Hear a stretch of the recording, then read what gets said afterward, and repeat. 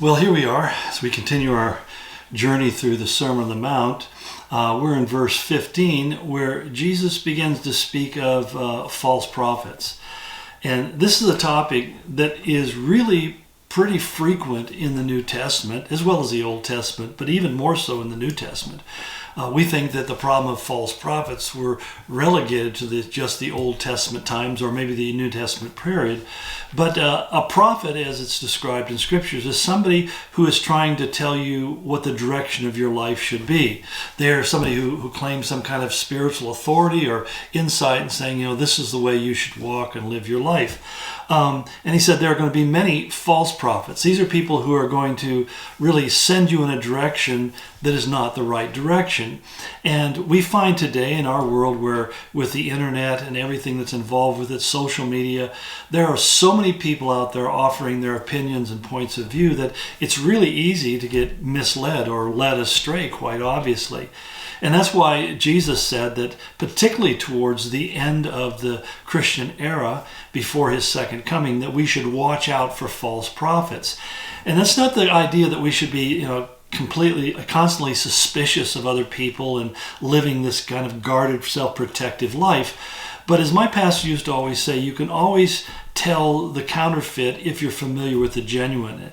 And he used to tell us that bank tellers would be given stacks of genuine currency and would be given the task of counting it over and over and over again, hours and hours and hours, so that their fingers could sense when there was a fake bill. And sooner or later they'd come across a fake that had been stuck in the pile, and they touch it and they just immediately know there's something different. There's something wrong with that. I actually had that experience one time where I had a $20 bill and I grabbed it and I touched it, and suddenly I felt this feels weird, and it was actually somebody had managed to pass this off apparently, but it was a $20 bill that had been photocopied, not even that well, on a copy machine, and some store or business had taken it in, and in turn they had passed it off to me, and I was stuck with the loss. But the whole point is, a counterfeit is something that looks many ways like the real thing, and yet if you handle it, you begin to realize this isn't the real thing. And that's why one of the things that Jesus warned in this, he says, they come to you in sheep's clothing, but inwardly they're ferocious wolves. And this is why it's so hard to spot a false prophet, somebody who's misleading you, because their external presentation often is attractive and interesting. And they seem to be genuine and valid. Sometimes they even come with the right number of letters behind their name, and they seem to be this authority, Dr. so-and-so or whatever. But he says really the only thing that matters is what's really motivating on the inside. And he says they're ferocious wolves. He said there's a savage viciousness to it.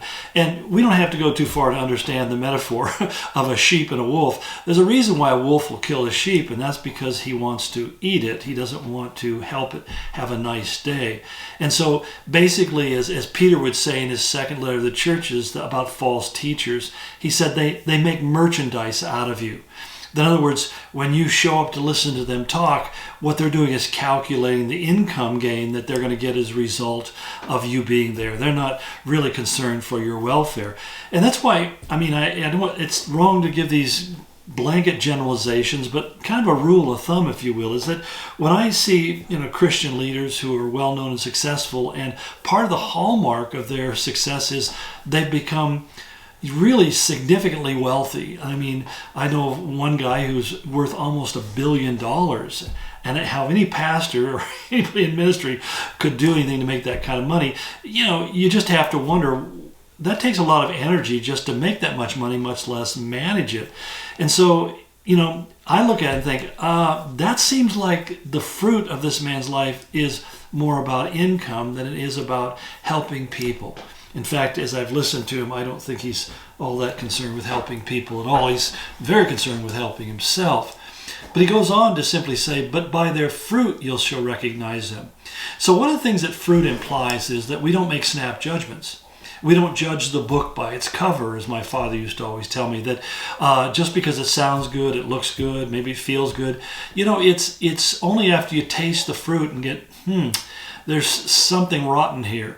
It's only when you begin to see what is the long-term consequences. And my pastor used to always counsel us. He said, just sit back and watch where somebody goes. In fact, one of the instructions that Paul gave to the church in 1 Timothy 3 and Titus chapter 2 and 1 and 2, he says, in selecting spiritual leaders, he says, let them first be proven. In other words, that the word proven there is a word that they use to assay a gold or silver or precious metals. In other words, you put them in the pot, you heat them up, and you see what comes to the surface.